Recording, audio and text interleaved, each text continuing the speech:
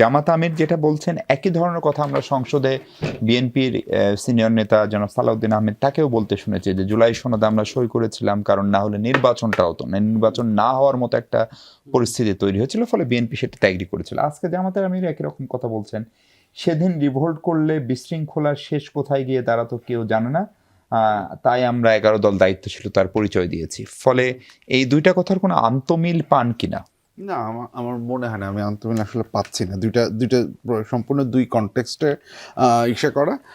এবং মানে সালাউদ্দিন সাহেবের যে বক্তব্যটা, সেইটা এসেনশিয়ালি বিএনপিকে এক অর্থে একটা বড় ধরনের বেকায়দা পজিশনে ফেলায়। কারণ বিএনপি যখন হচ্ছে, আপনি যদি মনে থাকে যে জুলাই সনদটা যখন তৈরি হয়, এসেনশিয়ালি যখন দুইটা বিকল্প দেওয়া হয় এবং সেই বিকল্পে যখন নোট অফ ডিসেন্টটাকে বাদ দেওয়া হয়, তখন ওনাদের সাথে বেইমানি করা হয়েছে এরকম বক্তব্য দিয়েছিলেন।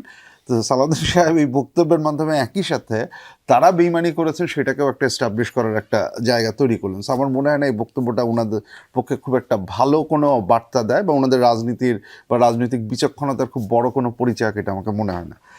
জামাত ইসলামের যে বক্তব্যটা, এইটাও একটা অর্থহীন বক্তব্য, নাম্বার ওয়ান।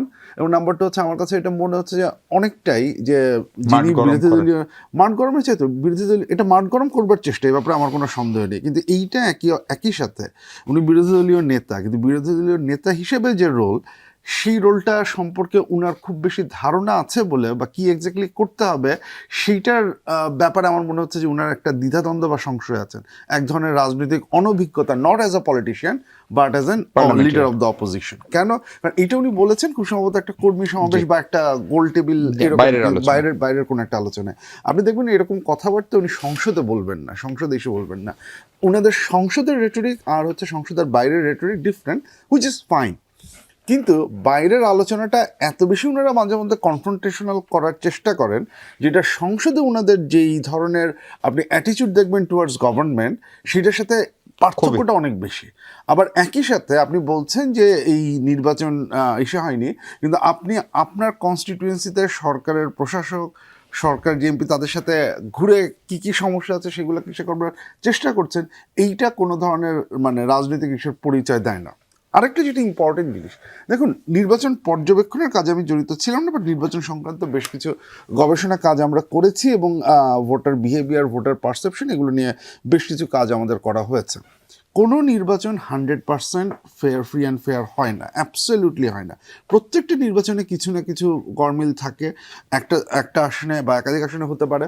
আমরা যেটা সাধারণভাবে যেটা বিচার করি, সার্বিকভাবে এই নির্বাচনে এমন কোনো ঘটনা ঘটেছে কিনা যে নির্বাচনের যে রেজাল্টটা সেইটা হচ্ছে অস্বাভাবিক। আমরা অ্যাটলিস্ট আমাদের গবেষণায় আগেই যেটা দেখেছি সেরকম কোনো কিছু পাইনি। পরে বিভিন্ন যে নির্বাচনী পর্যবেক্ষক বা ইসে আছে, সেগুলো থেকে যে রিপোর্টগুলো আসে, ইউরোপিয়ান ইউনিয়ন, কোনোটাতেই এরকম কিছু নেই। দ্যাট ডাজেন্ট নেসেসারিলি মিন যে এখানে কোনো ধরনের ইরেগুলারিটি হয়নি, কোনো ধরনের কিছু হয়নি, এটা মানে বলে না। কিন্তু এটা যেটা বলে যে নির্বাচনের রেজাল্টকে মোটা দাগে প্রশ্নবিদ্ধ করবার কোনো ধরনের এভিডেন্স আমার কাছে নেই। এখন জামাত ইসলামীর আমির বা বিরোধী দলীয় নেতা, উনার কাছে যদি কোনো এভিডেন্স থাকে, দেন উনার এই এভিডেন্সটা প্রেজেন্ট করা উচিত। I will be very happy to look into that evidence and see that হচ্ছে কি উনি কী জিনিসটা নিয়ে আসছেন। এইটা ছাড়া যখন উনি একটা এরকম একটা বক্তব্য রাখেন, দেখুন, আমরা এবং সর্বোচ্চ নেতা অফকোর্স, এবং আমরা গত 15-16 বছরে পলিটিক্যাল পার্টি অ্যাক্টিভিটিস যেগুলো দেখেছি, রাজনৈতিক নেতৃবৃন্দ যেটা দেখেছি, তাতে জনগণের ট্রাস্টের একটা বড় ধরনের বিপর্যয় ঘটেছে। এখন সর্বোচ্চ পর্যায়ের নেতা যদি আবারও এরকম অর্থহীন কথাবার্তা বলবার শুরু করেন, যেখানে হচ্ছে কি আপনি একদিকে ডেমোক্রেটিক একটা প্রসেসের মধ্যে আছেন, যে প্রসেসটা যে খুব ভালো বা অসাধারণ হচ্ছে সেটা আমি বলছি না, এখানে অনেকগুলো, এবং যেটা নিয়ে বিরোধী দলগুলোর কাজ করা উচিত সেইটা না করে আপনি যখন এরকম কোনো কিছু নিয়ে আসছেন উইদাউট এনি এভিডেন্স, তখন এসেনশিয়ালি সেইটা ওভারঅল ডেমোক্রেসির জন্য ভালো হচ্ছে না, তার নিজের পার্টি বা জোটের জন্য এটা খুব একটা সুবিধাজনক কোনো জায়গার ইস্যুতে যাচ্ছে না। এবং মজার ব্যাপার হচ্ছে, আপনি একই সাথে দেখেন আজকে বা গতকালকে খুব সম্ভবত পাবলিক অ্যাকাউন্টস কমিটিটা গঠন করা হয়েছে, সেটার চেয়ার বোধহয় করা হয়েছে জামাতের একজনকে।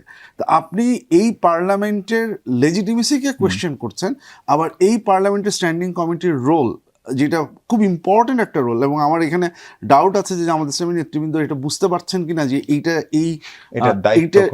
এবং এটা কত বড় ইনস্ট্রুমেন্ট, পার্লামেন্টারি ইনস্ট্রুমেন্ট হতে পারে বিরোধী দলের জন্য। সো এটা ওনারা বুঝতে পারছেন কিনা, একদিকেই রোলগুলো অ্যাজিউম করছেন, আরেকদিকে ডিলেজিটিমাইজ করছেন।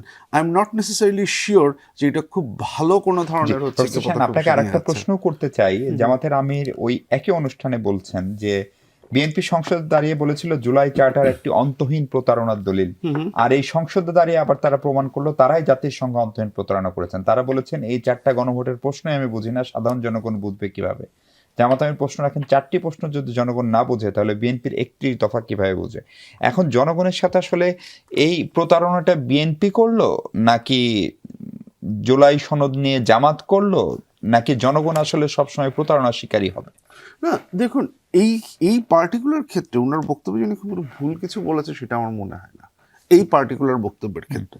এগেইন জি, আপনি আবারও আমি মনে করিয়ে দিই, জুলাই চার্টার ইমপ্লিমেন্টেশন অর্ডারটা যে ইস্যু করা হয়েছে হচ্ছে নভেম্বরের 13 তারিখ। জি। নভেম্বরের 15, 16 বা এরকম টাইমে বিএনপির স্টেটমেন্টগুলো যদি দেখেন, বিএনপি এটাকে সরাসরি নাকচ করেনি। বিএনপি আজকে যে বক্তব্যগুলো সেগুলো নিয়ে কখনো বিএনপি তখন বলেনি এই চার্টারটাকে তারা বাতিল করছে, এরকম কোনো কিছু হচ্ছে কি তারা বলেনি। সো এইরকম একটা পজিশন থেকে রেফারেন্ডামটা হয়েছে, রেফারেন্ডামটাকে আপনি অ্যাকসেপ্ট করে নিয়েছেন, সেই রেফারেন্ডামের একটা রেজাল্ট এসেছে, যেই রেজাল্টটা, এবং আপনি যদি বলছেন যে মানুষজন আসলে বোঝেনি, again what is the evidence of that?